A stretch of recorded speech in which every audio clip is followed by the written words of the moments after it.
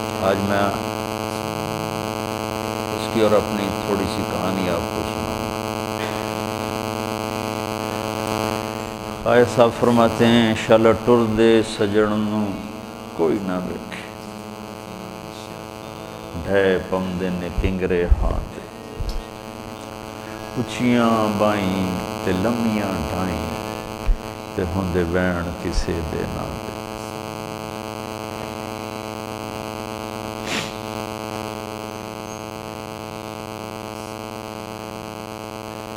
آگے دو اور بھی ہیں۔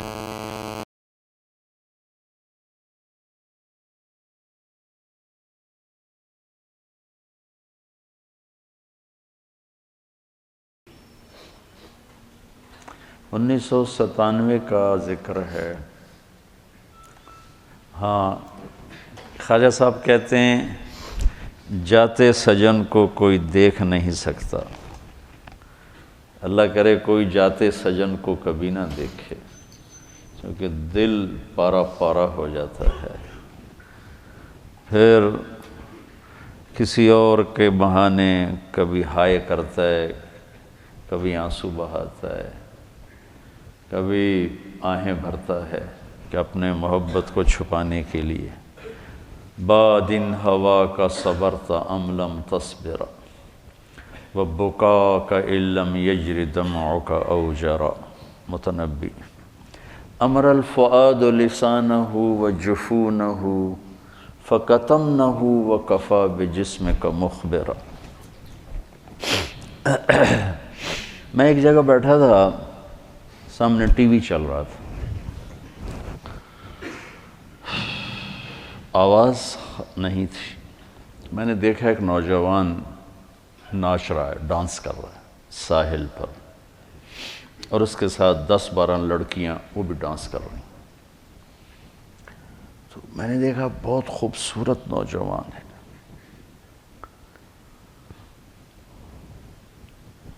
تو مجھے خیال آیا یہ جو اتنی بڑی گمراہی میں ہے، اس کو ہدایت کیسے ملے گی، اور کون اسے جا کر اللہ کا پیغام سنائے گا۔ یہ وہیں بیٹھے بیٹھے ایک اس کی خوبصورتی اور جوانی پہ رحم آیا، ایک اس کے پلٹا کھانے کو میں نے بہت مشکل سمجھا۔ خیال آ کے گزر گیا، میں وہاں سے اٹھ گیا، کچھ دن اس کا نقش میرے دل دماغ پر رہا، پھر محو ہو گیا، مٹ گیا۔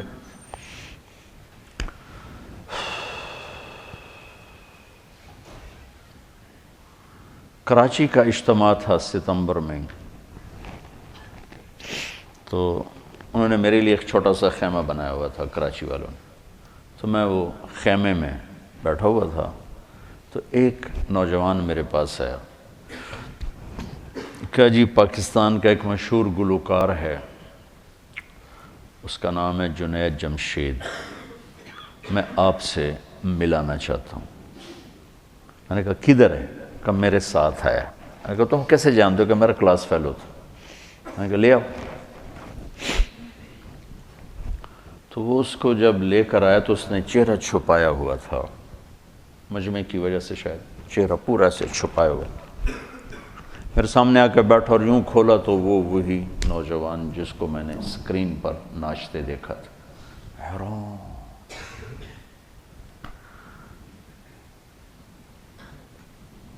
تو میں نے کہا آپ کا نام؟ کہا جی جنید جمشید۔ میں نے کہا کیا کرتے ہو؟ کہا میرا موسیقی سے تعلق ہے۔ میں نے کہا گاتے ہو یا بجاتے ہو؟ کہا جی میں گاتا ہوں۔ کہ یہ جو دل دل پاکستان ہے یہ میں نے گایا ہے۔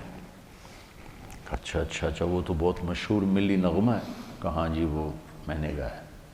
اچھا، اس کے بعد میری اس سے کیا بات ہوئی، اب 20 برس ہونے کو ہیں، یاد نہیں، تاثر یاد ہے کہ اس نے آگے کیا جواب دیا۔ کہنے لگا میرا جی چاہ رہا ہے آپ بولتے رہیں اور میں سنتا رہوں، مجھے لگ رہا ہے جیسے کوئی میرے زخموں پہ مرہم رکھ رہا ہے۔ میرا ایک اور دوست بھی ہے، میں چاہتا ہوں میں اس کو بھی لے کر آؤں، سلمان، وہ بھی آپ کی باتیں سنیں۔ پھر تھوڑی دیر بعد اس نے کہا میں ایک سوال کرتا ہوں۔ ایک پاکستانی نوجوان جس گلیمر کو، گلیمر کہتے ہیں رعنائی، عیاشی، دنیا کی موج میلہ، جس موج میلے کو ایک پاکستانی نوجوان خواب میں دیکھتا ہے، وہ مجھے حقیقت میں حاصل ہے، میرے پاس ہے، لیکن اس کے باوجود میرے یہاں اندھیرا ہے۔ کیا یہ میرے یہاں اندھیرا ہے، یہ دل خالی ہے، مجھے یوں لگتا ہے میں وہ کشتی ہوں جس کا کوئی ساحل نہیں، جس کا کوئی گھاٹ نہیں، بے منزل مسافر ہوں۔ اچھا، بے منزل مسافر ہوں، یہ ایسا کیوں ہے؟ میری تو ہر خواہش پوری۔ میں نے کہا اللہ تعالیٰ نے انسان کو دو چیزوں سے بنایا ہے، ایک جسم ہے، ایک روح ہے، ان دونوں کی ضروریات الگ الگ ہیں۔ جس کی ضرورت پوری نہیں ہوگی وہ فریاد کرے۔ جسم کو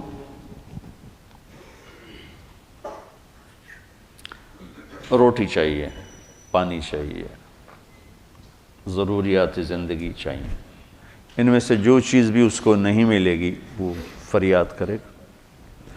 روح نہ عورت کو جانتی ہے، نہ روٹی کو جانتی ہے، نہ پانی کو جانتی ہے، نہ موسیقی کو جانتی ہے۔ روح ایک اللہ کا امر ہے جو صرف اللہ کو جانتا ہے، اسے اللہ چاہیے، اسے اللہ کا رسول چاہیے۔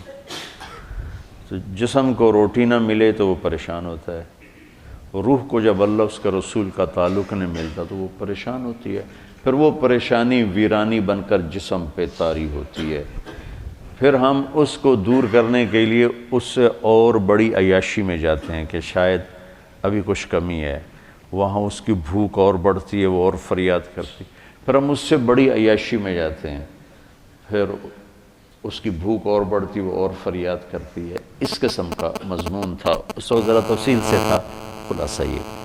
اور میں نے کہا اس کی مثال ایسے ہے کہ درد ہو اس گھٹنے میں اور دوا لگے اس گھٹنے میں، تو دوا بھی جا رہا ہے اور درد بھی نہیں جا رہا۔ دوا لگ رہا ہے، درد نہیں جا رہا، کیوں؟ جہاں درد ہے وہاں دوا نہیں، جہاں دوا لگ رہا ہے وہاں درد کوئی نہیں، تو آرام کیسے آئے گا؟ تو یہ بے چینی، کرب، یہ تو روح میں ہے اور ہم اسے دور کرنا چاہتے ہیں۔ جسم کی ضرور موسیقی، کھانا پینا، 5 اسٹار ہوٹل، گلیمر، موج میلہ، پروٹوکول، یہ تو سب جسم کی چیزیں، روح کو ان سے کیا سروکار؟ لیکن جس دن اسے غذا ملے گی، ایک دم منزل بھی ملے گی، راستہ بھی نظر آئے گا، ساحل بھی نظر آئے گا، گھاٹ بھی نظر آئے گا، اور منزل مقصود کا بھی پتہ چل جائے گا۔ تو یہ ہماری پہلی ملاقات تھی، اور میں نے غالباً کہا کہ آپ کچھ تبلیغ میں جانا شروع کریں، 3 دن لگانا شروع کریں۔ کہنے لگا میں کیسے لگاؤں، میں تو گاتا ہوں، ناچتا ہوں، ڈانس کرتا ہوں، تبلیغ کس منہ سے کروں؟ کعبہ کس منہ سے جاؤ گے غالب، شرم تم کو مگر نہیں آتی۔ میں نے کہا یہ تو دوا ہے، تو پہلے دن دوا کھانے سے آرام آتا ہے؟ مسلسل دوا کھاتے کھاتے کھاتے بیماری دبنا شروع ہوتی ہے، دبنا شروع ہوتی ہے، اور اللہ تعالیٰ اسے ٹھیک کر دیتا ہے۔ یہ دوا ہے، تم شروع کرو، اس کو سوچو مت کہ میں ناچ رہا ہوں، گا رہا ہوں، چل ٹھیک ہے۔ کوئی قبولیت کی گھڑی تھی اس نوجوان کی، اس نے 3 دن شروع کر دی۔ یہ جمشید اس کا کلاس فیلو تھا، یہ اس کو سب سے پہلے سلام دعا، یہ تبلیغ میں لگا تو اس کو اپنا اس کا خیال ہے، اس کو ملنا شروع کیا، پھر ایک جگہ پر آ کر وہ رک گیا، آگے نہیں لے جا پا رہا، تو اللہ نے اس میں مجھے ذریعہ بنایا، مجھے ڈالا۔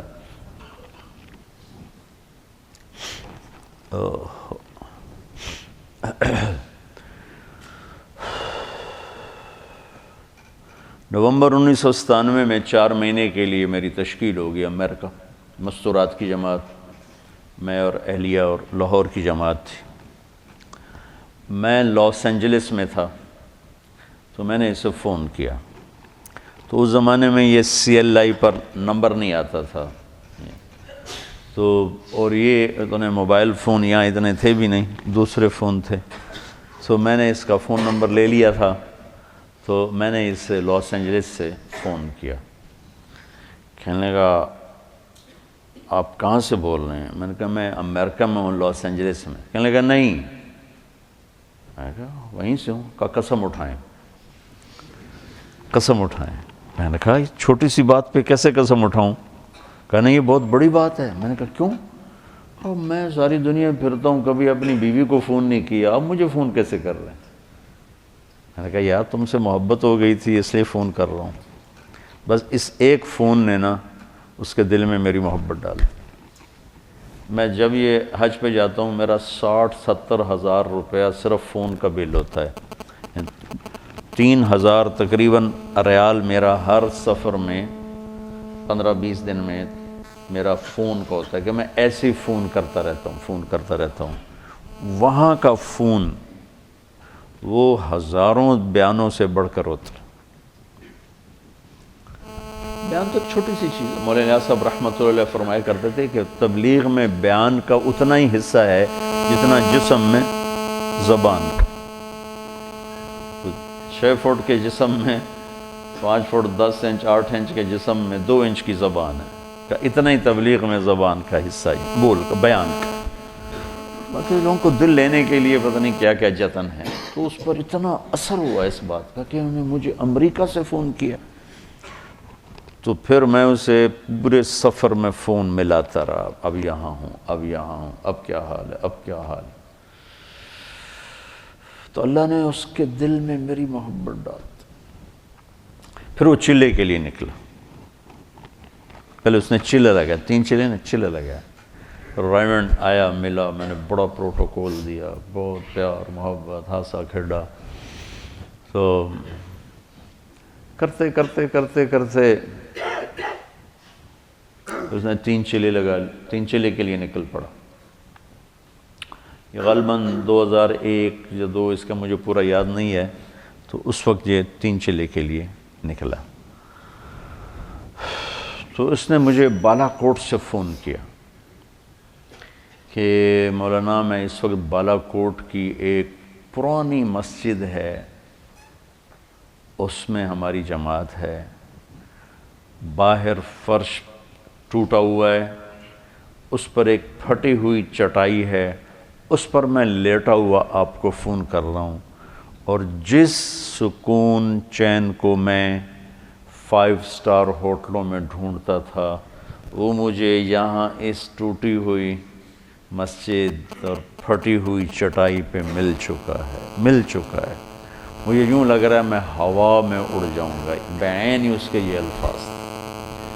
تو میں نے کیا جواب دیا یاد نہیں، لیکن غالباً میں نے یہی کہا کہ اب روح تک اس کی غذا پہنچ گئی تو موج ہو گئی۔ یہ اس نوجوان کا ابتدائی سفر تھا۔ اس کا ماضی کیا تھا؟ گلیمر کی دنیا میں، شوبز کی دنیا میں اتنا بڑا موسیقی میں سٹار آج تک نہیں پاکستان میں نہیں ہے، پاکستان میں کوئی نہیں ہے۔ اتنا بڑا نام کسی نے نہیں بنایا نہ کمایا۔ میں آپ کے استادوں کو بھی بتا رہا تھا، لندن میں ہر سال ایک میلہ لگتا ہے جس میں پوری دنیا کے بڑے فنکار، بڑے ہر ایک نہیں، بڑے جواد وسیم جیسے نہیں، بڑے فنکار بلائے جاتے ہیں، اور اس میں جو پھر وہ ریٹنگ لیتے رہتے ہیں سارے ملکوں سے، پورے دنیا میں ٹاپ لیول کا جو سٹار ہوتا ہے اس کے لیے خیمہ درمیان میں نصب کیا جاتا ہے، اور اس پر اس کا سپر سٹار فلاں فلاں یہ ہوتا ہے، اور باقی خیمے چھوٹے چھوٹے چھوٹے چاروں طرف ہوتے ہیں، رہتے وہ ہوٹل میں ٹھہرے ہوتے ہیں، لیکن وہ اس میلے میں نمائندگی کے لیے ان کو چند گھنٹے وہاں بٹھایا جاتا ہے، پھر لوگوں کا آنا، پھر باقی گانا بجانا، یہ سب کا۔ میں جب پہلی دفعہ وہاں انوائٹ ہوا، مدعو کیا گیا، تو میں نے، میرا خیمہ لگا ہوا تھا، تو بیچ میں جو خیمہ تھا سپر سٹار وہ امیتابھ بچن تھا، اور سپر سٹار امیتابھ بچن۔ مجھے خیال آیا کیا میرا نام بھی کبھی آ سکتا ہے؟ تو میں نے خود ہی کہا کہ نہیں، تیری یہ اوقات نہیں کہ تیرا نام یہاں آئے۔ 4 سال کے بعد میں جب اس میلے میں گیا تو میں دیکھ کے حیران ہوا کہ بالکل درمیان میں سپر سٹار جنید جمشید، وہ خیمہ میرے نام کا۔ یہ بلندی کی انتہا ہے۔ یہاں سے وہ چٹائی پر آیا، معمولی سفر میں، آج سارا ملک رو رہا ہے۔ اور اب آج صبح ہی ایک بچی نے کینیڈا سے فون کر کے مجھے رلا دیا، میں تو پہلی 4 دن سے رو رہا ہوں، تو اس نے پھر مجھے رلا دیا۔ میں نے ایسا غم کسی کی موت پہ نہیں دیکھا۔ میں 46 سال ہو گئے تبلیغ میں، بڑی بڑی مذہبی شخصیات گئیں، سیاسی دنیاوی شخصیات گئیں، کسی کے رونے پر اس طرح عوام، چھوٹے بڑے، مرد عورت، مالدار غریب فقیر، سندھی بلوچی بروئی پٹھان پنجابی، میں نے کسی کو ایسے روتا نہیں دیکھا جیسے اس کی موت پر دنیا روئی ہے اور روئے جا رہی۔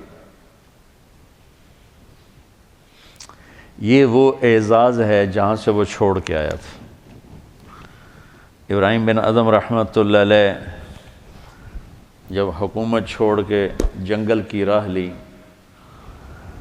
تو وہاں ایک درویش پہلے بھی اللہ اللہ کر رہا تھا، اس کو غیب سے کھانا آتا تھا۔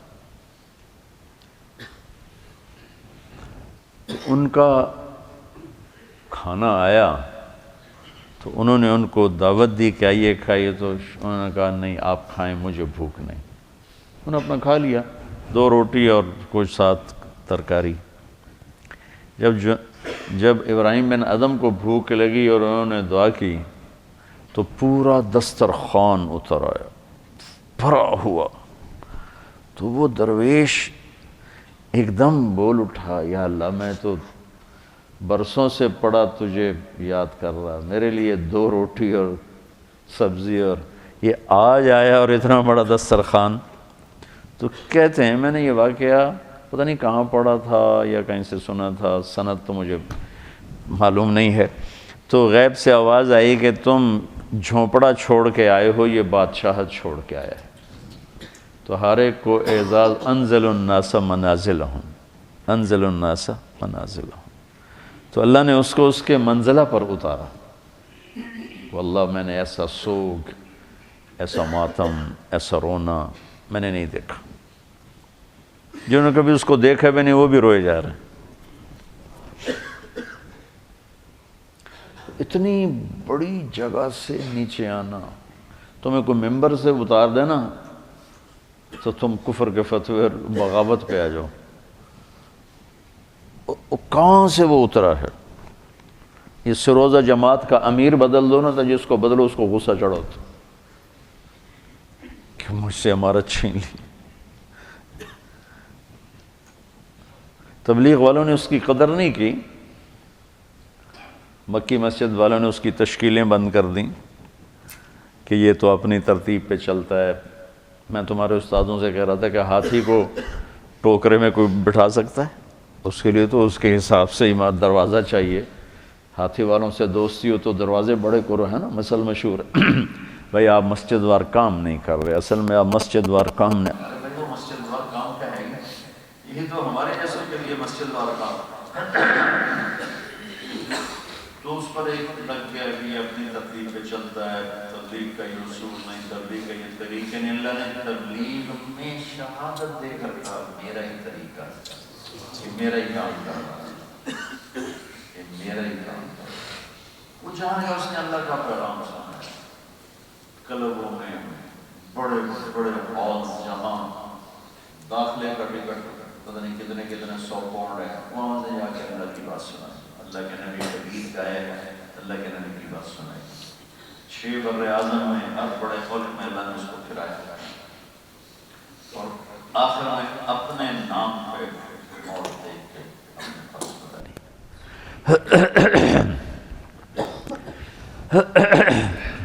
3 چیلے لگنے کے بعد اب اس کو کام تو کوئی آتا نہیں، بالکل سادہ، دنیا کے لحاظ سے کچھ پتہ، بہت ہی سادہ.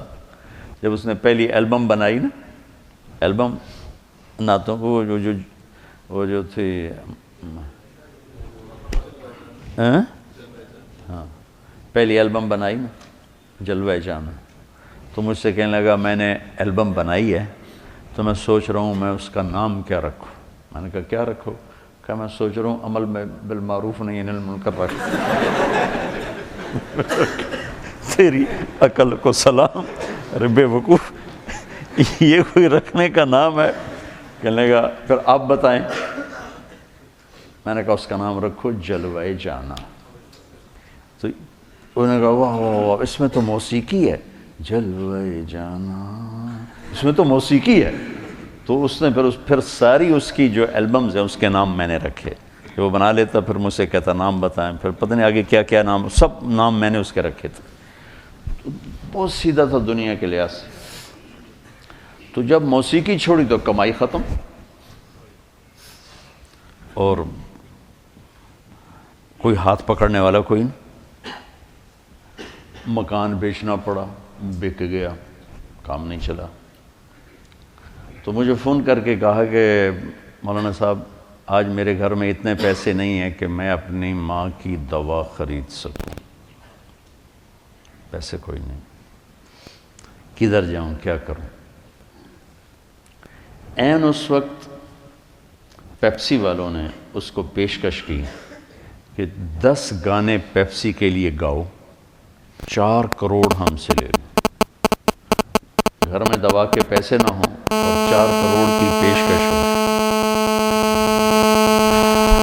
لبنان میں ایک لڑکی تھی عیسائی گلوکارہ نوال، پیپسی والوں نے اس کو تیار کیا پیپسی کی مشہوری کے لیے گانا، مکس گانا مرد اور. اس نے شرط لگائی کہ جنید صرف پاکستان سے میرے ساتھ گا سکتا ہے اور کوئی نہیں، اس کے ساتھ گاؤں گے اور کسی کے ساتھ. تو لہذا انہوں نے اس کو لینے کے لیے اتنی بڑی قیمت لگا دی. تو کاد الفقر ان یکون کفرا، فقر آدمی کو کہاں تک پہنچاتا ہے. تو وہ اتنا بے بس ہو چکا تھا کہ اس نے کانٹریکٹ سائن کیا، حامی بھری، شیو کرایا اور لبنان پہنچ گیا. مجھے پتہ چلا تو سب کو دعا میں لگایا اور خود میں نفلوں میں لگ گیا. پتہ نہیں میں کتنی نفل پڑھتا گیا، دعا مانگوں نفل پڑھوں، دعا مانگوں نفل پڑھوں. غالباً کوئی 50 نفل میں نے پڑھے. بے قراری کی کیفیت، رونا آئے. ایسوں کو تو ذمہ ہوتا ہے مالدار لوگوں کے کہ وہ سنبھالیں، لیکن موسیٰ علیہ السلام کا فرمان ایک روایت میں آتا ہے جب اللہ ناراض ہوتا ہے تو پیسہ بخیلوں کو دے دیتا، حکومت نکموں کو دیتا ہے، بارش بے موسم کی کرتا ہے. تو عموماً اس وقت پیسہ بخیلوں کے پاس. تو جب وہ وہاں پہنچا اور انہوں نے اس کو ہوٹل میں ٹھہرایا، ادھر ہم کچھ نہیں، اوپر والے کا نظام تھا. پتہ نہیں کیا چیز ذریعہ بنی. میں ایسے ہی دعویٰ کروں کہ میں نے دعا کی، میں نے نفل پڑھے، اللہ مجھے بڑے دعوے سے بچا. کہتا میں ہوٹل میں جب لیٹا تو بے قراری شروع ہو گئی، بے چینی شروع ہو گئی، نیند نہیں آ رہی، کروٹیں بدلتے بدلتے بدلتے رات کے 12 بج گئے اور میرے اندر آگ آگ آگ.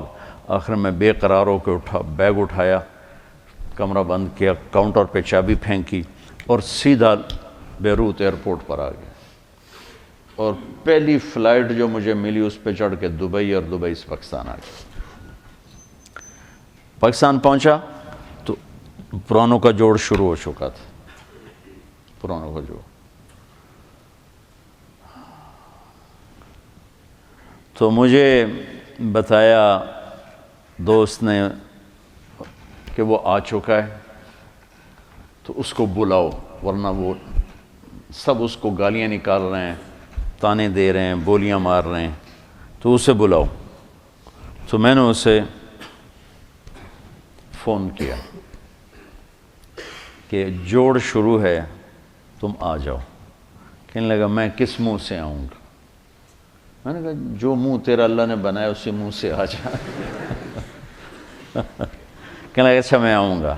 مجھے اندازہ ہو گیا کہ یہ نہیں آئے گا، تو میں نے اس کو فون کیا، سلمان اس کا نام۔ میں نے کہا سلمان ایسا کرو، اپنا اور اس کا ٹکٹ کروا لو اور اس کو بتاؤ نہیں، بس جب جانا ہے اس کو بتا دینا، تو اس کو لے کے آؤ، اور رات کی فلائٹ لے کے آؤ، دن کی نہ لاؤ، کسی نے دیکھا تو پھر ایسے ہی بدتمیزی نہ کرے۔ تو میں نے اگلے دن اسے فون کیا کہ آ رہے ہو؟ کہ مولانا میں نے بہت کوشش کی، ٹکٹ نہیں مل رہا، بکنگ نہیں ملی، اس لیے بہت معذرت چاہتا ہوں۔ میں نے کہا تیری بکنگ ہو چکی ہے، تم سلمان سے ملو، تمہاری رات 7 بجے یا 9 بجے کی فلائٹ ہے، تو وہ تمہیں لینے آ رہا ہے۔ کہا آپ نے مجھے پھنسا ہی لیا، چھوڑا ہی نہیں۔ تو رات کو 9 بجے کے قریب وہ اترا لاہور ایئرپورٹ، تو میں نے اپنی گاڑی بھیجی، گاڑی پہ لے کر آیا۔ وہ جوڑ میں ناول خان صاحب کے مکان پر ایک کمرہ میرے پاس ہوتا تھا، میں نے اس کمرے میں اس کو ڈال دیا۔ میں نے کہا تم نے یہاں سے باہر نہیں نکلنا، یہیں رہو، کمرے میں ہی رہو۔ ایک دن باقی تھا تشکیلوں میں، تو وہ دن کمرے میں ہی رہا، رات کو نکلا تھوڑا بہت ادھر۔ اگلے دن ہم گئے سیالکوٹ، تو بہت اس کا اکرام کیا، ہنسا کھیڑا، کوئی تبلیغ کی بات نہیں کی، کوئی یہ نہیں کہا شیو کیوں کرا دی، 3 چلے تم نے ضائع کر دیے، تبلیغ کو بدنام کر دیا۔ ایک یہ رخ ہوتا ہے، ایک ہوتا ہے کہ وہ نشہ پلا کے گرانا تو سب کو آتا ہے، مزہ تو تب ہے کہ گرتے کو تھام لے ساقی۔ تو واہ واہ واہ واہ، یا کوئی گانا تو سنا تو چل بھائی وہ شروع ہو جاتا۔ تو 5ویں دن جب ہم واپس آ رہے تھے تو وہ میری گاڑی وہ چلا رہا تھا، کہنے لگا مولانا آپ نے مجھے دوبارہ پھنسا لیا، مجھے باندھ دیا آپ نے، کہا اب میری پکی توبہ ہے۔ میں نے کہا ایسا کر ذرا اس کو مشہور کرو تاکہ ذرا راستہ بند ہو جائے واپس جانے کا۔ تو میرا بیان تھا کولو تارڑ میں، تو ہم وہاں چلے گئے، اور وہاں سے فارغ ہوئے تو ہم رائمنڈ کی طرف، اس کو میں نے لاہور بھیج دیا، اور ایک دن پہلے اعلان کروا دیا اس سے کہ میں پریس کانفرنس کرنے جا رہا ہوں۔ تو بہت بڑی پریس کانفرنس ہوئی پریس کلب میں، تو اس میں اس نے کھل کے یہ اعلان کیا کہ میں اب موسیقی سے توبہ کر رہا ہوں، اور آئندہ ملی نغمے بہت گائے گئے، اس نے بڑے زبردست ملی نغمے گائے، لیکن دل پاکستان کی جو مقبولیت ہوئی اس شخص کی زبان سے، آج تک کوئی ملی نغمہ اس کو نہیں پہنچ سکا۔ تو پھر یہ کراچی واپس گیا، اب اس کے پاس کوئی راستہ نہیں ہے، حیران پریشان ہے۔ تو یہ مسجد میں پریشان بیٹھا تھا، تو اس کا جو سہیل کا بہت بڑا احسان ہے اس پر، اور میں اس کو سلام کرتا ہوں۔ وہ ایک چھوٹا سا تاجر تھا، کوئی بہت بڑا تاجر نہیں تھا، چند کروڑ کا اس کا بزنس تھا۔ تو اس نے اس سے پوچھا کہ جنید بھائی آپ پریشان کیوں ہیں؟ کہا گھر سے پریشان ہوں، کیا کروں، کہاں سے روٹی کھاؤں؟ ایک دکان بنائی وہ چلی نہیں، کہنے لگا مجھ سے تو کوئی آ کے کرتے ہی نہیں خریدتا، تبلیغ والے بھی نہیں آتے، نیک لوگ بھی نہیں آتے۔ تو اس نے کہا میرا کاروبار ہے، آپ میرے ساتھ شیئر کر لیں۔ کہا میرے پاس تو پیسے کوئی نہیں، کہاں سے شیئر کروں؟ کہا آپ کے پاس کوئی پراپرٹی ہے؟ تو پھر کہنے لگا مجھے یاد ہے انگلینڈ میں ایک مکان تھا، انہوں نے کہا وہ بیچ دیں۔ تو وہ 1 لاکھ پاؤنڈ میں اس نے وہ بیچ دیا، تو 1 کروڑ 1.25 کروڑ اس کو ملا۔ تو وہ مجھے دے دیں اور آپ کا 30% آپ کا، باقی میرا 70 میرا۔ تو اللہ تعالیٰ نے اس کو ہنر دیا تھا، اس کا نام تھا، تو اللہ نے جو اس کی قربانی، اس نے اس کو تو کچھ پارٹنر ہو تو پھر کہتے ہیں اب یہ کام کرو، یہ ذمہ داری اٹھاؤ، اس نے اس کو فری کر دے گا، اب جاؤ جو مرضی کرو، بس تیرا نام مجھے چاہیے، تو جو مرضی کر۔ تو اس وقت ان کا برانڈ پاکستان کا سب سے بڑا برانڈ بن چکا، اور حیرت کی بات ہے یہ بڑے بڑے نام والے گل احمد اور کھاڑی اور کیا کچھ کتنی کتنی لڑکیوں کے اشتہار چھاپ رہے ہیں، پورے پاکستان کو لڑکیوں سے بھر دیا، ان کا ایک اشتہار نہیں ہوتا لڑکی کا، اور پاکستان کا سب سے بڑا برانڈ ہے، کئی سال سے ہر سال ٹرافی لے رہے ہیں، ایکسپورٹ کی ٹرافی یہ لے رہے ہیں۔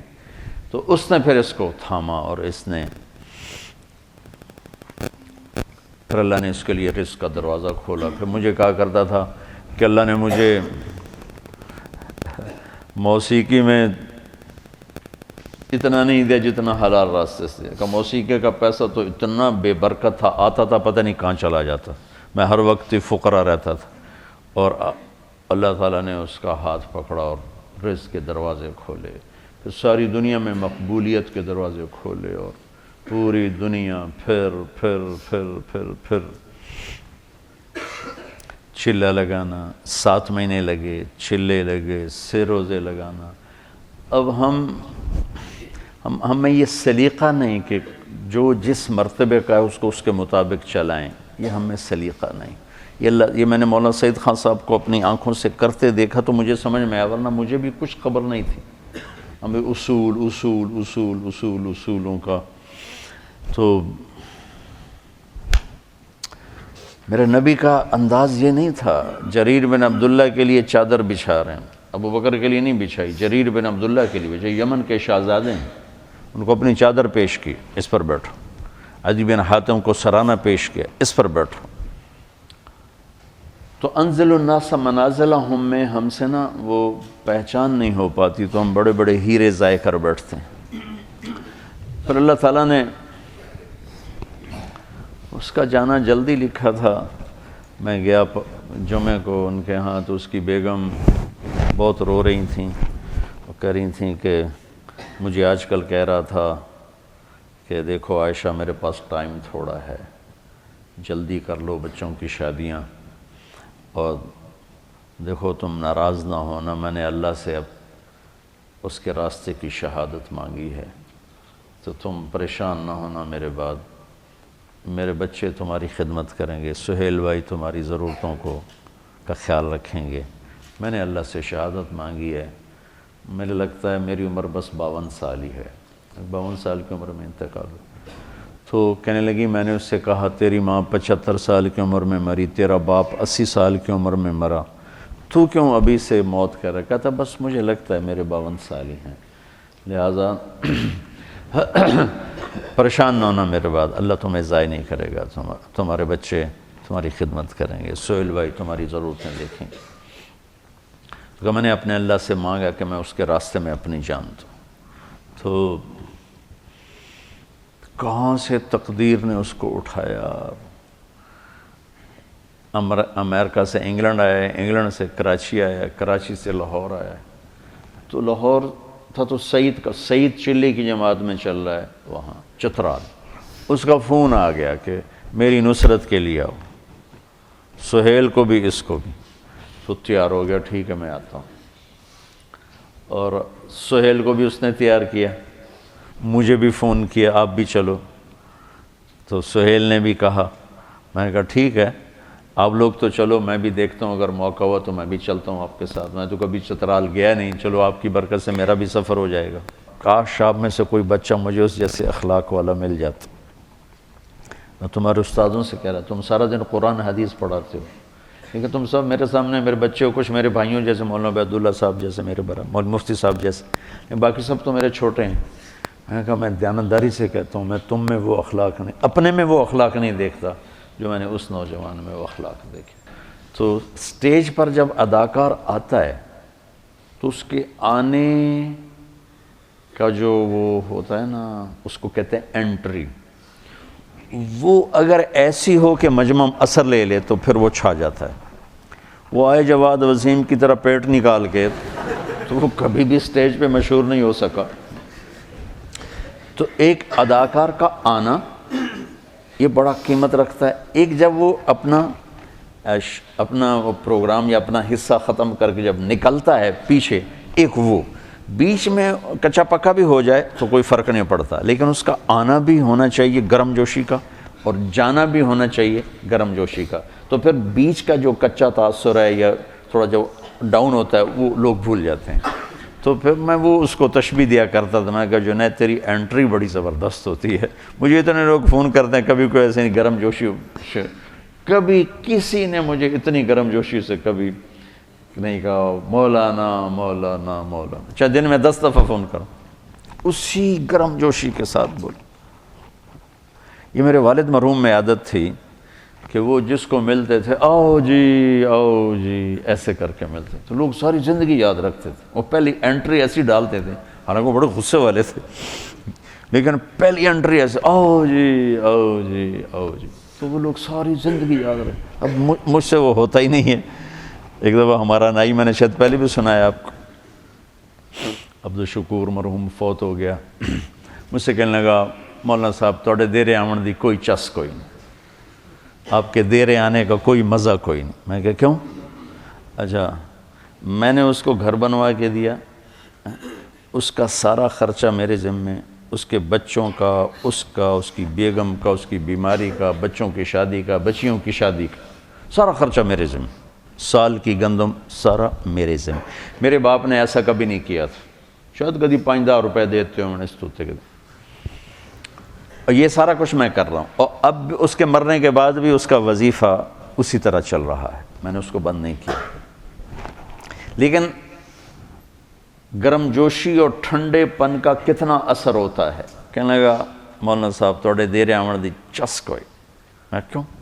کہ جب میاں صاحب ہوندے ہیں یعنی میرے والد، تو جو ہی میں گیٹ پہ آتا تو دور سے کہتے آؤ بھائی عبدالشکور آ گیا، ایتھنا دے ہاتھ ہوندے ہیں آؤ بھائی عبدالشکور آ گیا، او بشیر آ 2 بندیاں دی روٹی لے آ، کھاتا زیادہ تھا تو کہ 2 بندیاں دی روٹی لے آ، تو اس کو 2 کی بجائے، میرے باپ کا پروٹوکول کیا تھا، 2 کی بجائے 4 روٹیاں، ٹھیک، اور ایک یاؤ بھائی یاؤ بھائی، میں یہ نہیں کر سکا، ٹھیک ہے۔ اور میں نے کیا کیا میں نے آپ کو بتا دیا ہے۔ اب وہ سارا اس نے 0 کر دیا، اور میرے باپ کا یوں ملنا اس نے 100 کر دیا، اور کہنے لگا تواڈے کول آویدا ملن واسطے منہ تواڈا ایدے ہوندا مسافر تسی ایدے کر دیو، تانوں کی ملنا۔ اس کو یہ دیکھو میری ساری خدمت اس نے کیسے 0 کر دی۔ یہ توجہ فرمائی نہیں ہوتا، توجہ کہاں سے ہے؟ وجہ، چہرہ میری طرف کرو، چہرہ توجہ اپنے چہرے کو میری، اس لیے تو میرے نبی اذا التفت التفت جمیعا، یوں نہیں کرتے تھے، یوں کرتے تھے پورا، اور یوں ہوتے تھے پورا، ایسے نہیں ہوتا تھا۔ کہ یہ اتنا اثر ڈالتا ہے کہ میری اتنی خدمات اس نے ایسے کر دی، اور صرف میرے باپ کا یوں کرنا اس نے 100 کر دی۔ یہ جنید میں صفت تھی، کوئی انکار نہیں، ہر وقت بشاشت، کروڑوں روپے کماتا تھا اور 1 روپے کی زکوٰۃ فرض نہیں، کہ ایسے دیتا تھا، ایسے دیتا، ایسے ہر وقت اس کی جیب سے ایسے نکلتے تھے، اور اپنی بیگم سے کہا ابھی کہ دیکھو مجھے لگتا ہے میرا وقت قریب آ چکا ہے، تو میرے بعد ہاتھ نہ روکنا، اللہ کے واسطے خرچ کرتے رہنا، ہاتھ نہ روکنا۔ تو بچوں بڑا صدمہ دے کر گیا ہے۔ میں کہہ رہا تھا ایک شعر ہے بڑا پرانا گھسا پٹا سا، ہر کوئی اپنے مردے پر فٹ کر دیتا ہے، لیکن مجھے پہلی دفعہ یہ شعر بڑا وزنی نظر آیا اور بڑا بھرپور نظر آیا، اور اس شعر کا اگر کوئی مصداق ہے میری اس زندگی میں تو وہ جنید بنا ہے۔ بچھڑا کچھ اس صدا سے کہ رت ہی بدل گئی، وہ ایک شخص سارے شہر کو ویران کر گئے۔ میں اس پر فٹا تھا، میں نے اور کسی شخصیت پر ایسا ماتم نہیں دیکھا، ایسا رونا دھونا نہیں دیکھا۔ میرے عزیزو دیکھو میں تمہارا استاد تو کوئی نہیں ہوں، کیونکہ میرا پڑھانا پڑھونا تو ہوتا نہیں، تمہارے استاد بیٹھے، میں سبب ہوں اس سارے، اللہ نے مجھے سبب بنایا آپ بچوں کے جمع ہونے کا، یہ ایک سسٹم کا۔ زندگی اس امت کو مختصر ملی ہے، کام بہت بڑے ملے ہیں، اس میں سارے نہیں ہو سکتے، سارے نہیں ہو سکتے، ایک ہی ہو سکتا ہے۔ ایک سے مراد ہے یعنی جو زیادہ اہم ہیں ان میں لگا جا سکتا ہے۔ ابو غدہ رحمۃ اللہ علیہ نے بھی اپنی کتاب میں لکھا ہے کہ علم لا محدود ہے، زندگی محدود ہے، لہذا سب کا احاطہ نہیں ہو سکتا، تو اپنے آپ کو اہم فالاہم میں لگاؤ، ایسے نہ ضائع کرتے پھرو، منطق کے پیچھے لگ گئے، فلسفے کے پیچھے لگ گئے، پتہ نہیں شعر و شاعری کے پیچھے لگ گئے، وہاں لگو جہاں کچھ کما سکو۔ آپ میری سب سے قیمتی متاع ہو، میرا اپنی معیشت پہ کوئی محنت نہیں، اس لیے میرا اس سے کوئی تعلق نہیں بن سکا، گھر میں میرا رہنا واجبی سا، میری محنت جو بھی ہے ٹوٹی پھوٹی محنت کا لفظ تو کہنا ہی توہین ہے، جو بھی گزری آوارہ گردی گزری، اب جیسے بھی گزری، جوتیاں چٹ کھاتے گزری، تو اب لوگ نا میرا سرمایہ ہو۔ اور جب آدمی کے پاس سرمایہ تھوڑا ہو نا تو وہ چاہتا ہے کسی اچھے کاروبار میں لگے تاکہ پروفٹ زیادہ ہو۔ جس فصل میں منافع زیادہ ہو وہ لگاتے ہیں، بازار میں جو سودا زیادہ بکتا ہو وہ رکھتے ہیں۔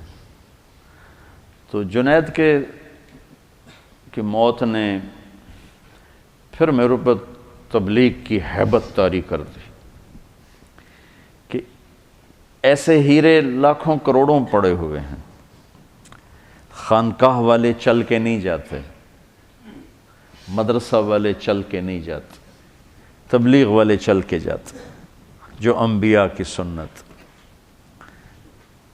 جو انبیاء کا شیوا ہے کہ گالیاں کھا کے پھر دستک دیں، یوں بیٹھنے والوں کو سنانا، اصابعہم فی آذانہم اور واستغشوا ثیابہم، کون سنائے گا؟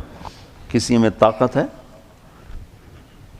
اللہ کے بندے نوح علیہ السلام نے 950 سال ایسی قوم کو سنایا، تو اللہ نے تحفہ کیا دیا، کل عالمین کو چھوڑ کر آپ کو سلام پیش کرتا ہے آپ کا رب۔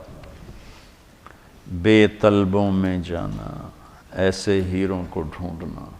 اچھا میں کبھی تقابل نہیں کرتا، میں متعصب نہیں ہوں کہ میں کہوں بس یہی ہے اور کچھ نہیں ہے۔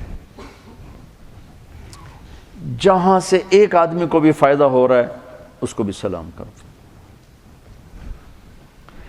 تمام دین کی محنتوں کی میرے دل میں عظمت ہے، قیمت ہے، مجھے کسی ایک کو اختیار کرنا ہے تاکہ مجھے بھی فائدہ ہو، تو میں اس میں لگنا چاہتا ہوں جس کا نفع مجھے دنیا اور آخرت میں زیادہ ملے، چونکہ ٹائم بھی تھوڑا ہے، عمر بھی تھوڑی، اسباب بھی تھوڑے ہیں، کام بے شمار ہیں۔ تم خالی راستے سے پتھر ہٹانے پر بھی لگ جاؤ تو اللہ اس پر بھی بہت بڑی جنت عطا فرما دے۔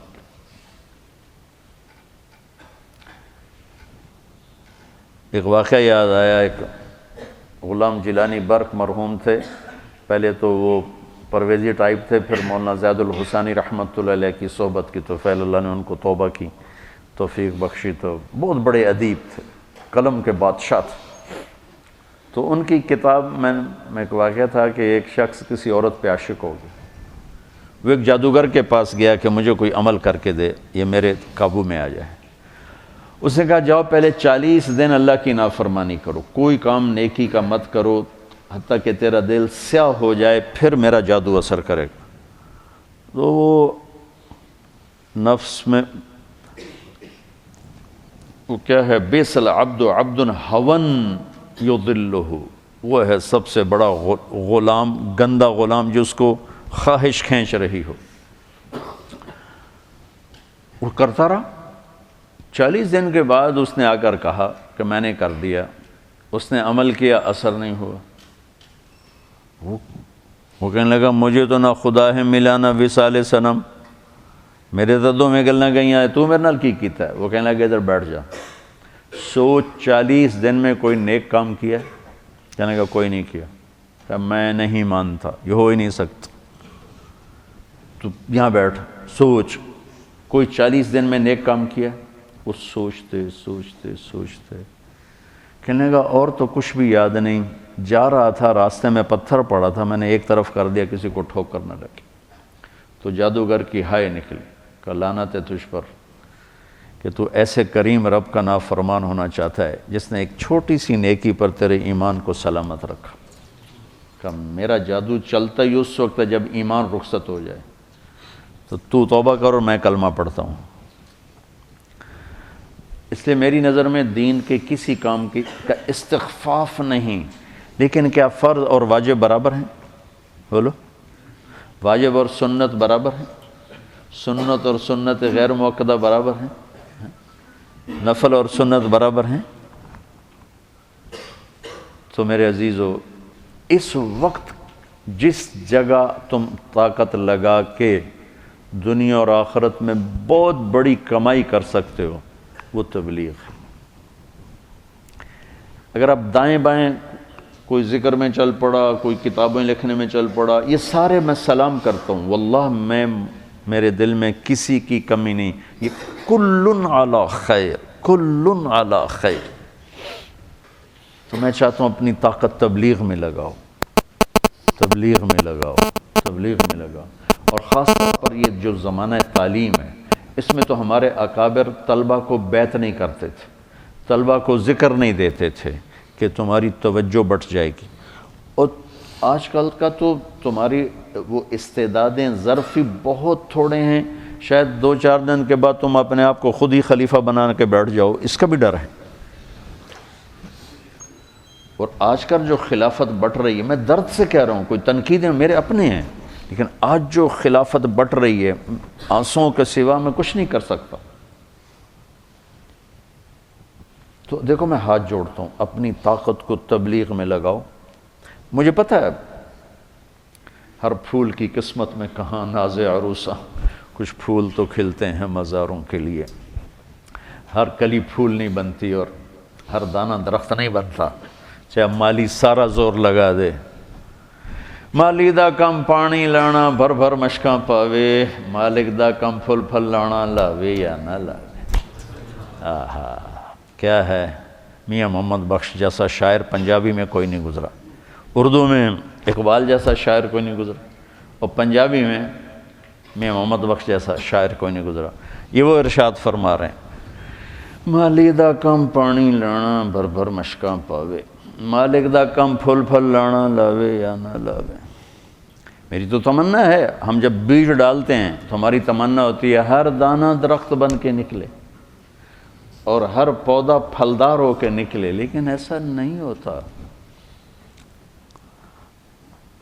تمنا میری ضرور، تم تو ہوئی تھوڑے سے کہ تم میں سے ہر ایک کے اندر پوری دنیا کے انسانوں تک اللہ کا پیغام پہنچانے کا جذبہ.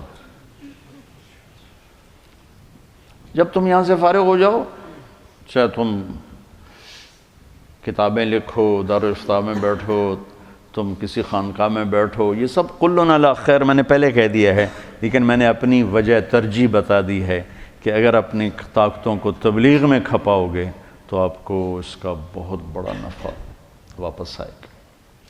اس میں جنید جیسے ہیرے کتنے دریافت ہوں گے.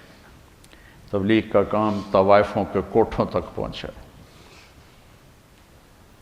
شراب خانوں تک پہنچا ہوا ہے، افریقہ کے جنگلوں میں پہنچا ہے، جہاں کبھی جب سے سورج انہیں دیکھ رہا ہے اور چاند بھی حیرت زدہ ہو کے ان کی جہالت کو دیکھتا ہے، جنہیں دیکھ کر زمین آسمان روتے ہوں کہ یہ کیا ہیں، ان کانگوں کے جنگلوں میں تبلیغ پہنچی اور اسلام پہنچا. علماء کی ایک محفل تھی سعودیہ میں اور تبلیغ والوں پہ برس رہے تھے، اہل البدع، اہل الجہل، اہل فلاں، اہل فلاں. ایک وہاں کیمرون کے عالم بیٹھے ہوئے تھے، وہ جماعت لے کر گئے تھے کانگو کے جنگل میں. جہاں پہلی دفعہ ایک مخلوق ہے ہزاروں سال سے آباد ننگے رہتے ہیں، ننگے اتنے اتنے قد، مرد عورت، سوئی چبھے یا سانپ کاٹے، علاج جنگل سے ہے، باہر کی دنیا کو نہیں جانتے، کھانا پینا جنگل ہے، جنگل کے جانور ان کی غذا ہیں، جنگل کے پھل ان کی غذا ہیں۔ پہلی دفعہ وہاں جماعت گئی اور انہوں نے 300 آدمی مسلمان کیے، جو اب 5000 ہو چکے ہیں، اور اب اور پتہ نہیں آگے کتنے ہو چکے ہیں۔ تو مولانا صاحب نے تھوڑی سی کارگزاری سنائی تو سارے علماء ایک دم محو حیرت ہو گئے، کہنے لگے بھائی ہمیں نہیں پتہ تھا کہ یہ کام یہاں تک پہنچ چکا ہے۔ پھر اگلے سال ایک ان میں سے ان کا سردار حج پر آیا تو اس نے ان سارے علماء سے ان کو ملا ہے کہ یہ اس کا ثبوت ہے، یہ حج کے لیے آیا ہوا ہے۔ میرے عزیزو، باغباں کی تو خواہش ہوتی ہے کہ ہر غنچہ کھلے بھی، پھلے بھی، پھولے بھی۔ میری تمنا ہے، میری درخواست ہے، سب کی قدر، سب کی عظمت، واللہ میرے دل میں کسی کی کمی نہیں ہے۔ اس تھوڑی سی زندگی میں وہ کروں جس کا نفع زیادہ ملے۔ تھوڑا سرمایہ والا اپنے سرمایہ کو ضائع کرنے سے ڈرتا ہے کہ کہیں کھو نہ بیٹھو، تو اس امت کو زندگی کا سرمایہ تھوڑا ملا ہے، وہاں لگاؤ جہاں اس کی واپسی بہت زیادہ ہو۔ وہ اس وقت تبلیغ میدان میں چہار دانگ اس کی خوشبو ہے۔ تو مجھے اللہ نے اس قافلے کے ساتھ جوڑے رکھا۔ آپ بچوں سے بھی یہی چاہتا ہوں، نہ آپ کا علم پختہ ہے، نہ صحبت پختہ ہے، نہ تجربہ ہے، تو 2-4 کتابیں پڑھ کے اپنی رائے قائم مت کرو، نہ کہیں کھڈے میں گر جاؤ گے۔ ہم آپ کو زبردستی تو نہیں کر سکتے ہیں، لیکن اپنے دلوں کے دروازے ہماری آواز کے لیے کھلے رکھو، اپنے دماغ کے ریشوں کو ہماری بات کے لیے کھلا رکھو، کل آپ اس کا نفع اٹھاؤ گے۔ میں نے اپنے بڑوں کی ہر ناگواری کو برداشت کیا اور کبھی اعتراض نہیں پیدا ہونے دیا۔ ٹھیک، اللہ مجھے اس کا نفع دے رہا ہے، اللہ مجھے اس کا نفع دکھا رہا ہے۔ تو تم مجتہد نہ بنو بچوں، خود اپنی رائے قائم نہ کرو، یہ ہے اور یہ ہے، بہت چھوٹا سا ہمارے پاس۔ تو پھر ویسے ہم نے نصاب چھوٹا کر دیا ہے، یہ 8 سال والوں کو 7 سال کر دیا، اب 7 سالوں کو 6 سال کر دیا، تو اب 3 جگہ تم تقسیم نہیں ہو سکتے ہو، لہذا یا تعلیم میں لگو یا تبلیغ میں لگو، جب فارغ ہو جاؤ پھر جو تمہارے جی میں آئے، چاہے جو مرضی کرنا۔ مجھے 8 سلسلوں میں خلافت حاصل ہے، 8، یہاں 4 ہیں نا، چشتیہ، قادریہ، سہروردیہ، نقشبندی۔ مجھے 8 سلسلوں میں 4 جو ان کو مجھے نام بھی نہیں آتا۔ خلیفہ غلام محمد صاحب رحمۃ اللہ علیہ کا پیغام آیا، نقشبندی سلسلے کی بہت بڑی شخصیت، اور حضرت لاہوری رحمۃ اللہ علیہ سے بھی خلافت تھی۔ ڈیرہ اسماعیل خان سے پیدل لاہور جاتے تھے اپنے شیخ کو ملنے کے لیے، ڈیرہ اسماعیل خان سے پیدل، 104 سال کی عمر میں وفات پائی۔ تو ان کا پیغام آیا کہ مجھ سے آ کے ملو، میں لاہور میں تھا، میں رائمنڈ تھا، وہ لاہور تھے، اجتماع تھا، تو میں نے نظر انداز کر دیا۔ تو پھر ان کے کا پیغام ہے مجھ سے آ کے ملو، میں نے پھر نظر انداز کر دیا۔ میں کہا حضرت مجھے تو تصوف کی الف بے کا نہیں پتہ۔ کہا بس میں نے آپ کو دینی ہے۔ پھر ادھر انگلی رکھ کے پتہ نہیں کیا کیا، پھر ادھر کچھ کیا، سے سوراخ ہوا کہ نہیں ہوا یہ تو اللہ رسول جانے۔ پھر انہیں میری خلافت لکھوائی۔ 4 جو یہاں معروف ہیں، 4 اور جو میں نے پہلی دفعہ ہی سنے ہیں، پتہ ان کے نام کہیں وہ پرچہ پڑا ہوگا، میں نے سنبھال کے رکھا ہوا تو تھا، لیکن وہ میں ایسے مجہول سا ہوں اپنی چیزوں کے بارے میں۔ تو 8 سلسلوں میں مجھے خلافت دی، لیکن میں تمہیں دیانتداری سے کہہ رہا ہوں، تمہارا فائدہ تبلیغ میں لگنے میں ہے۔ مولانا یوسف لدھیانی صاحب رحمۃ اللہ علیہ نے مجھے خلافت دی، اور میرے لیے جو سب سے بڑی باعث برکت ہے نا، وہ سید نفیس الحسینی شاہ صاحب رحمۃ اللہ علیہ کی نسبت۔ تو بچوں آگے فقیرانہ اے صدا کر چلے، میاں خوش رہو ہم دعا کر چلے، کرنا نہ کرنا تو آگے تمہارا کام ہے، بتانا ہمارے ذمہ ہے. سو کوشش کی ہے کہ آپ کو بتا دیا جائے. احباب جمع ہے، میر حال جل کر پھر اتفاق سے دیکھے عثمان رضی اللہ عنہ. چلو جنید کے لیے تھوڑی دعا کرو. اللہم لک الحمد للہ وصلی علی محمد وقل منا ما انک انت التواب الرحیم. یا اللہ یہ سارا مجمع تیرے نیک نیک نیک نوجوانوں کا ہے، ان کے استادوں یا مدرسے کے ملازم ہوں یا یہ بچے پڑھنے والے ہوں، یہ سب تیری راہ کے مسافر ہیں. سب و شبان شوق و عبادت ہی رہیں یا اللہ. یا اللہ ان کے اٹھے ہوئے ہاتھوں کی خیر. سارے شہدائے اس جہاز کو خاص طور پر میرے دوست میرے بھائی جنید کی اہلیہ کو اپنی شایان شان درجات عطا فرما، ان کی بخشش فرما، ان کے درجے بلند فرما، ان کی کمی کوتاہیاں معاف فرما. یا اللہ یا اللہ یا اللہ. زندگی بھر میں جو اس سے غفلت ہوئی، کوتاہی ہوئی، تو بہت قدرت والا ہے، اپنے فضل و احسان سے اس کو معاف کر دے. اس نے ساری زندگی تیرے نبی کی نعت سنائی، تیری تعریف کی، تیرے سامنے اس نے ایک مناجات ایسی گائی ہے یا اللہ کہ وہ جب بھی سناتا تھا ہمارے دل پگھلتے تھے، ہمارے آنسو بہتے تھے. یا اللہ وہ تیرے پاس پہنچ چکا ہے. ہماری دعا ہے یا اللہ کہ تو اہل ایمان کو وہاں جمع کرے اور اس سے کہے اٹھ اور کھڑا ہو. سنا الہی تیرے در پر بھکاری بن کے آیا، الہی تیری چوکھٹ پہ بھکاری بن کے آیا. یا اللہ مدت تو ہم نے یہ مناجات سنی، مینا میں سنی، عرفات میں سنی، مکہ میں سنی، اور یا اللہ ہم آنسوں سے روئے. اس کی دردناک آواز نے وہ خود بھی روتا تھا، ہمیں بھی رلاتا تھا. یا اللہ آج وہ تیری بارگاہ میں پہنچ گئے. میرا جی چاہتا ہے یا اللہ تو اہل ایمان کو جمع کرے، ان کی ارواح کو جمع کرے، فرشتوں کو جمع کرے، اور تو ان سے کہے میرے بندے اٹھ اور سنا. الہی تیری چوکھٹ پر بھکاری بن کے سراپا عجز فقر و نلوت لے کے آئے. اے اللہ ہم بھی تیرے پاس راستے میں ہیں، کب آنا ہے تجھے زیادہ پتہ ہے، لیکن ہم بھی میرے مولا بھکاری ہیں، عجز و ندامت ہے، دامن خالی ہے. نیکیاں بھی گناہ نظر آتی ہیں، گناہوں کا بوجھ تو پہلے ہی بہت زیادہ. اے اللہ ڈر لگتا ہے پتہ نہیں کس حال میں تو واپس بلائے گا. میرے مالک تو نے فضل فرمایا، ساری زندگی نیک نامی کے ساتھ گزر، نیک لوگوں کے ساتھ گزروائی، ان خوبصورت نوجوانوں کے ساتھ گزروائی. اے اللہ یا اللہ اے میرے مالک تیری بے نیازی سے ڈر بھی لگتا ہے. تو سمجھ تو غنی ہے، ہم فقیر ہیں.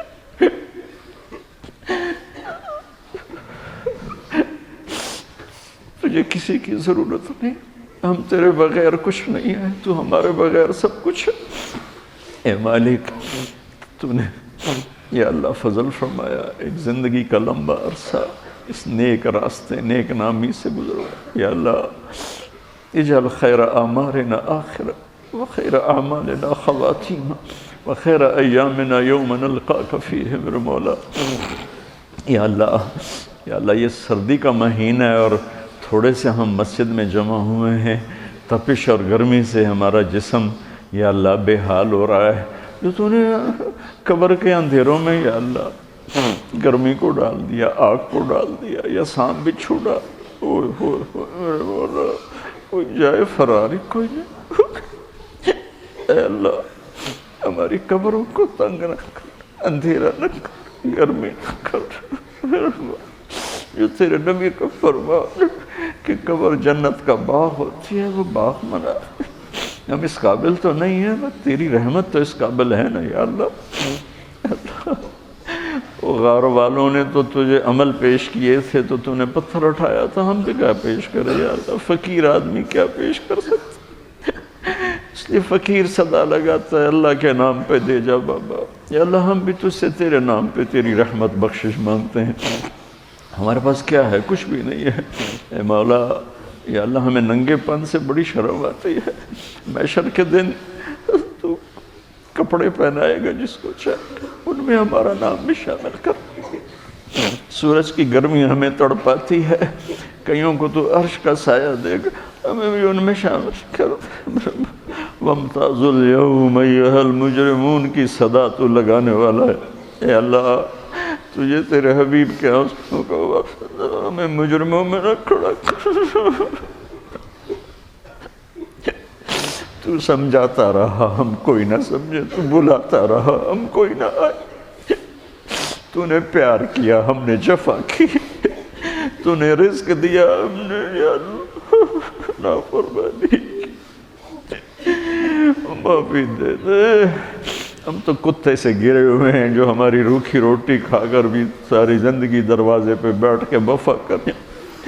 تیری نعمتوں کی بارشیں موسلادھار، تیری عطا کی حد نہیں، ہماری جفا کی حد نہیں ہے، بس مہربانی کر دے یا اللہ، ان بچوں کو قبول فرما، ہمارے اس سلسلے کو قبول فرما، ہم سب کو اس دعوت کے مبارک کام میں قبول فرما، ہمارے مدرسہ کے اساتذہ، ان کے اہل عیال اولادیں، ہمارے مدرسہ کے ملازمین، ان کے اہل عیال اولادیں، ہم یہ بچے یا اللہ ہم سب پر عافیت کی چادر ڈال دے، رحمت کی چادر ڈال دے، محبت کی چادر ڈال دے، قبولیت کا تاج سر پہ سجا دے، دنیا میں بھی باعزت زندگی دے، خاتمہ بھی باعزت دے، واپسی بھی باعزت ہو۔ یا اللہ جب تیری بارگاہ میں پہنچیں تو وہ لمحہ، وہ گھڑی، وہ دن ہماری زندگی کا سب سے خوبصورت لمحہ ہو جب تجھ سے ملاقات ہو اور تو کہے جاؤ میں راضی ہو گیا۔ ربنا آتنا فی الدنیا حسنہ وفی الآخرۃ حسنہ وقنا عذاب النار، وصلی اللہ تعالی النبی الکریم، آمین۔